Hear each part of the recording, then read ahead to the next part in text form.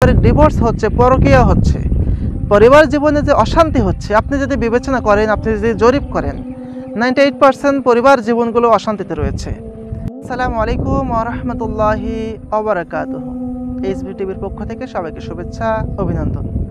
আল্লাহ তাআলা আমাদেরকে সৃষ্টি করেছেন, সাথে সাথে আমাদের জীবন চলার জন্য দিক নির্দেশনা দিয়েছেন। হযরত আদম আলাইহিস সালাম থেকে শুরু করে নিয়ে মানুষের সঙ্গবদ্ধ জীবনযাপনের পথ চলা আজও পর্যন্ত বহমান।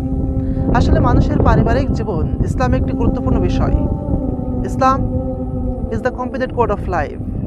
মানুষের ব্যক্তি জীবন থেকে শুরু করে নিয়ে সামাজিক জীবন, আন্তর্জাতিক জীবন, জাতীয় পর্যায় থেকে বিভিন্ন পর্যায়ের সমস্যা অসুবিধার সকল সমস্যার সমাধান কোরআনুল কারীম দিয়েছেন, পাশাপাশি রাসূলের সুন্নাহ সমাধান দিয়েছেন। এই পরিবার জীবন গঠনে রয়েছে অনেক গুরুত্ব, মহত্ব ও তাৎপর্য। আসলে আমাদের পারিবারিক জীবনে আজকে যে কলহ সৃষ্টি হচ্ছে, যে অশান্তি, যে অবনতি হচ্ছে, যে পারিবারিক ডিভোর্স হচ্ছে, পরকীয়া হচ্ছে, পরিবার জীবনে যে অশান্তি হচ্ছে, আপনি যদি বিবেচনা করেন, আপনি যদি জরিপ করেন, 98% পরিবার জীবনগুলো অশান্তিতে রয়েছে। এই অশান্তির মূল কারণ কি আমরা কি কখনো লক্ষ্য করেছি? অথচ আল্লাহ রাসূল বলেছেন, তুমি যখন পরিবার জীবন শুরু করতে চাইবে, তার মানে বিবাহের মাধ্যমে কিন্তু একটি পরিবার জীবন শুরু হয়। তো বিবাহের ক্ষেত্রে আল্লাহ রাসূল সাল্লাল্লাহু আলাইহি ওয়াসাল্লাম যে দিকগুলো লক্ষ্য করতে বলেছেন, নাম্বার 1 সেটি হচ্ছে তাকওয়া। আল্লাহ তাআলার ভয় তাদের ভিতরে আছে কিনা, পরহেজগারিতা আছে কিনা, দিনদারিতা আছে কিনা, এটা আপনাকে লক্ষ্য করতে হবে। একান্ত আপনজনের আমার, আজকে আপনি আমার সন্তানকে, আপনার মেয়েকে যখন বিয়ে দিতে চাচ্ছেন, তখন দেখছেন যদি আপনার মেয়েকে কাউরের সাথে বিয়ে দিতে চাচ্ছেন, ছেলের সম্পদ আছে কিনা এটি আপনি লক্ষ্য করছেন। যদি আপনার ছেলেকে বিয়ে দিতে চাচ্ছেন, দেখছেন মেয়েটা সৌন্দর্য আছে কিনা, তাহলে বোঝা যাচ্ছে বর্তমান সমাজে বিয়ে হচ্ছে সম্পদ এবং সৌন্দর্যের সাথে। এটা হচ্ছে বিয়ে এবং পরিবার জীবনের শুরু এবং সূচনা। তাহলে এই সম্পদ, এই সৌন্দর্য একসময় শেষ হয়ে যাবে, তখন সংসার অশান্তির সৃষ্টি হয়ে যাবে। এজন্য আল্লাহ রাসূল যে কথা বলেছেন, দিনদারিতাকে আপনাকে প্রাধান্য দেওয়ার কথা বলেছেন, বংশমর্যাদার কথা বলেছেন, সৌন্দর্যের কথা বলেছেন, সেটা লাস্ট স্টেপে বলেছেন। তাহলে আমাদের পরিবার জীবনে অশান্তির মূল কারণ হচ্ছে 1 নাম্বার, দিনদারিতাকে প্রাধান্য না দেওয়াই হচ্ছে আজকে আমাদের অশান্তি। আজকে আপনি স্বামী, আপনার স্ত্রীর প্রতি বিশ্বাস রেখে আপনি প্রবাস জীবনে রয়েছেন, পারিবারিক জীবনে ব্যবসার ক্ষেত্রে বাইরে যেতে হচ্ছে। আপনার স্ত্রী কি আপনার পারিবারিক জীবনের সে কি গ্যারান্টি দিতে পারছে? আপনার স্ত্রী কি আপনার সকল বিষয়ের জামিনদার হতে পারছে? আপনার সন্তানের অভিভাবক আপনার স্ত্রী মানে আপনার একটি বিশাল একটা ভূমিকা পালন করবে। একজন স্ত্রী যদি নেককার না হয়, তাহলে সন্তানদেরকেও লালন পালন করা অত্যন্ত কষ্ট হয়ে যায়। একজন স্ত্রী যদি নেককার হয়, তাহলে আপনি আপনার স্ত্রীর কাছ থেকে অনেক ভালোবাসা পাবেন, আনুগত্য পাবেন, আপনি পরিবারের জীবনে শান্তি পাবেন, অনেক বরকত আল্লাহ পাক আপনার জীবনে নাজিল করে দেবেন। আপনার সন্তানদেরকে দেখভাল করবে, সন্তানদেরকে আদর্শ মানুষ হিসেবে গড়ে তোলার জন্য আপনার স্ত্রী সর্বোচ্চ ভূমিকা পালন করবে। এজন্য আসুন, রাসূল সাল্লাল্লাহু আলাইহি ওয়াসাল্লাম যে কথা বলেছেন, বিবাহের পূর্বে যে কথাগুলো আমাদেরকে দেখে একটি স্ত্রী যাচাই করতে হবে, একটি জামাই যাচাই করতে হবে, সেই বিষয়গুলো যদি আমরা লক্ষ্য করি, আজকে এই পারিবারিক জীবনে লক্ষ্য করুন, পরকীয়ার মতো জঘন্য গুনাহ আজকে আমাদের সমাজে ছেয়ে গিয়েছে। এ থেকে উত্তরণের উপায় কি?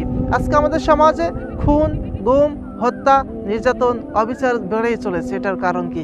এটার কারণ হচ্ছে আমাদের ভিতরে তাকওয়া, আমাদের ভিতরে আল্লাহর ভয় এগুলো না থাকা।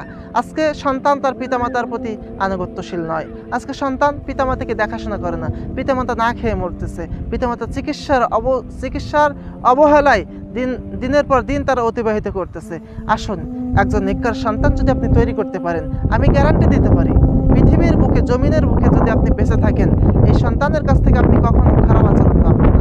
এই সন্তান যদি নামাজি হয়, প্রত্যেক নামাজেই জানতে অজান্তেই আল্লাহর কাছে দোয়া করবে, রব্বির হামহুমা কামা রাব্বায়ানি সগীরা।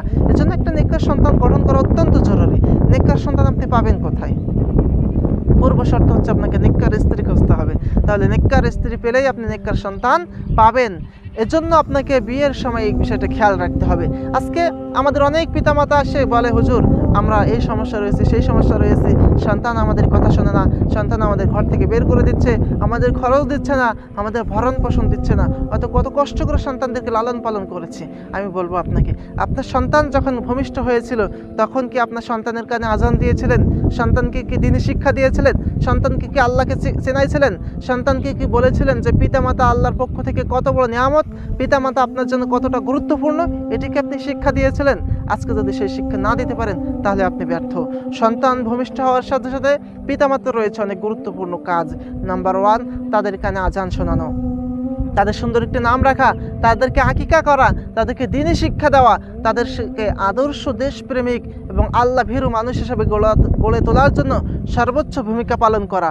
সন্তান যখন পৃথিবীতে আসবে, গর্ভ অবস্থায় হোক, গর্ভে আসার আগেই হোক, পিতামাতা সন্তানের কাছে দোয়া করবে, রব্বি হাবলি মিনাস সালিহিন।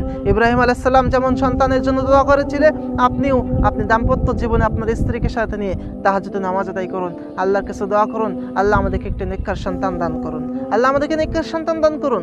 আমরা সন্তান চাই, আমরা ছেলে চাই, মেয়ে চাই। আল্লাহর কাছে নাম ধরে বলে, আল্লাহ আমাদেরকে একটা ছেলে দাও, আল্লাহ আমাদেরকে একটা মেয়ে দাও। আপনার জন্য ছেলে নাকি মেয়ে, কোনটা পারফেক্ট হবে, কোনটা যথ উপযোগ হবে, সেটা একমাত্র আল্লাহ তাআলাই জানেন। এজন্য আমরা আল্লাহ তাআলার কাছে সন্তান চাইবো, সেটা মেয়েও হতে পারে, ছেলেও হতে পারে। এটা নিয়ে আমাদের কোনো বিরোধিতা, এটা নিয়ে আমাদের কোনো দ্বিমত পোষণ করার কোনো সুযোগ নেই। এজন্য আসুন, দাম্পত্য জীবন অত্যন্ত গুরুত্বপূর্ণ একটি বিষয়, এটা খুব ধীর স্থিরতার সাথে, ধৈর্যের সাথে পরিচালনা করতে হয়।